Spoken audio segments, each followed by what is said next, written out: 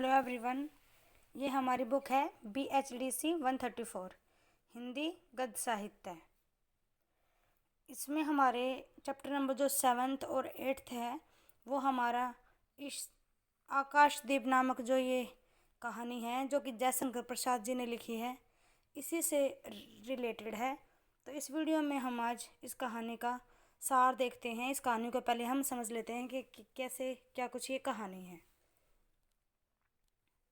आकाशदीप कहानी का आरंभ समुद्र की तरंगों पर हिचकोले खाते पोत पर बंदी बनाकर रखे गए दो बंदियों के वार्तालाप से स्टार्ट होती है।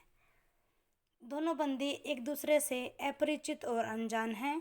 तूफान के कारण पोत की व्यवस्था भंग हो जाती है और दोनों परिस्थिति कारण रात्रि के अंधकार में लुढ़कते हुए एक दूसरे से टकरा जाते हैं।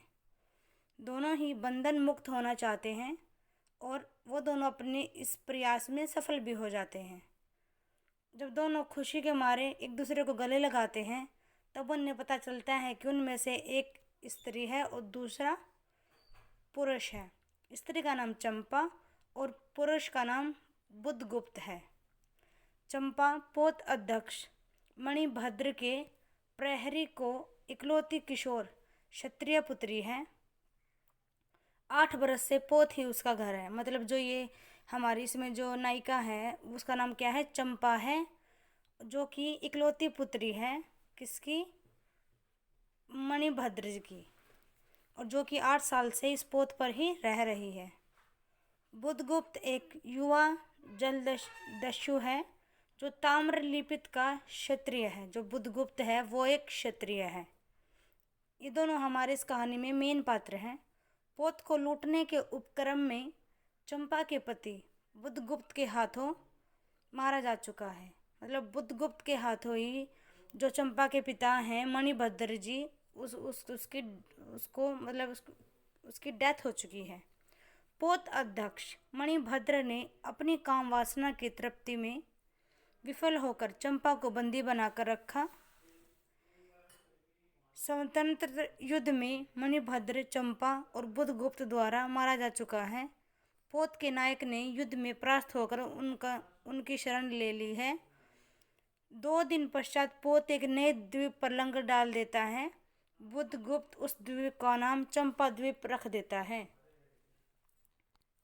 दोनों को चंपा द्वीप पर रहते 5 बरस बीत गए। मतलब जो बुधगुप्त और चंपा है वो दोनों एक साथ रह रहे हैं और पूरे 5 साल हो चुके हैं उनको एक साथ रहते हुए एक द्वीप पे, जिसका नाम क्या रखा बुधगुप्त ने, चंपा द्वीप। संध्या समय चंपा एक द्वीप को जलाकर मंजूषा में रखकर दीपा घर को डोरी खींचकर ऊपर आकाश में चढ़ा रही है। द्वीप पर बुधगुप्त और चंपा का राज चलता है। बुधगुप्त की आज्ञा से सभी द्वीपवासी चंपा को क्या कहते हैं, रानी कहते हैं। दस्युवृत्ति छोड़ चुका बुधगुप्त चंपा के सम्मुख अपना प्रणय प्रस्ताव रखता है, किंतु चंपा उसे अस्वीकार कर देती है। चंपा अपने पिता के हत्यारे जलदस्यु बुधगुप्त को क्षमा नहीं कर पाई है। बुधगुप्त पुनः पुनः उसे प्रणय निवेदन करता है और उसे विश्वास दिलाता है कि वह उसके लिए अपने प्राण तक दे सकता है। अंततः चंपा उसके सम्मुख अपना हृदय हार कर अपने प्रतिशोध का कृपाण निकालकर समुद्र में फेंक देती है। इस पर बुधगुप्त उससे कहता है, तो आज से मैं विश्वास करूं, क्षमा कर दिया गया। इस पर चंपा उससे कहती है, विश्वास कदापि नहीं बुधगुप्त। जब मैं अपने हृदय पर विश्वास नहीं कर सकी, उसी ने धोखा दिया, तब मैं कैसे कहूँ मैं तुम्हें घृणा करती हूँ, फिर भी तुम्हारे लिए मर सकती हूँ। अंधेर है जलदस्यु, तुम्हें प्यार करती हूँ। चंपा रो पड़ी। उसके बाद एक दिन क्या होता है कि एक समारोह का आयोजन किया जा रहा था। बांसुरी ढोल बज रहे थे। फूलों से सजी वनवालाएं नाच रही थी। चंपा ने सहचरी जया से पूछा, यह क्या है जया? जया ने हंसकर उत्तर दिया, आज रानी का ब्याह है ना। चंपा को इस पर विश्वास नहीं हुआ। उसने उसे झकझोर कर पूछा, क्या यह सच है? तभी बुधगुप्त कहता है, यदि तुम्हारी इच्छा हो तो यह सच भी हो सकता है चंपा। इस पर चंपा प्रतिप्रश्न करती है, क्या मुझे निसहाय और कंगाल जानकर तुमने आज तक प्रतिशोध लेना चाहा? बुद्धगुप्त अपना पक्ष रखते हुए कहता है कि मैं तुम्हारे पिता का घातक नहीं हूँ चंपा, वह एक दूसरे दस्यु के शस्त्र से मरे। बुद्धगुप्त अंततः चंपा के पैर पकड़कर कहता है कि मुझे अपने देश भारतवर्ष की बहुत याद आती है, मैं वहाँ लौटना चाहता हूँ। चलोगी चंपा? पोतवाहिनी पर असंख्य धनराशि लादकर राजरानी से जन्मभूमि के अंक में। इस पर चंपा ने उसके हाथ पकड़ लिए। किसी आकस्मिक झटके ने एक पल भर के लिए दोनों की अधरों को मिला दिया। सहसा चैतन्य होकर चंपा ने कहा, बुद्धगुप्त, मेरे लिए सब भूमि मिट्टी है, सब जल तरल है, सब पवन शीतल है। प्रिय नाविक, तुम स्वदेश लौट जाओ विभवों का सुख भोगने के लिए और मुझे छोड़ दो इन निरीह भोले भाले ग्रामीणों के दुख की सहानुभूति और सेवा के लिए।